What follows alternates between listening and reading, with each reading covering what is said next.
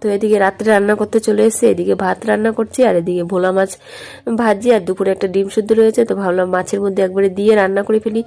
তো এদিকে দেখো ভোলা মাছটা ভাজছি আর এদিকে একসাথে ডিমটাও ভেজে নিচ্ছি। ভোলা মাছটা যে ভাজা হয়ে গেছে তারপরে তুলে তেলের মধ্যে দিয়েছি কালো জিরা, আর মশলাতে ছিল হচ্ছে সর্ষে আর কাঁচা লঙ্কা বাটা।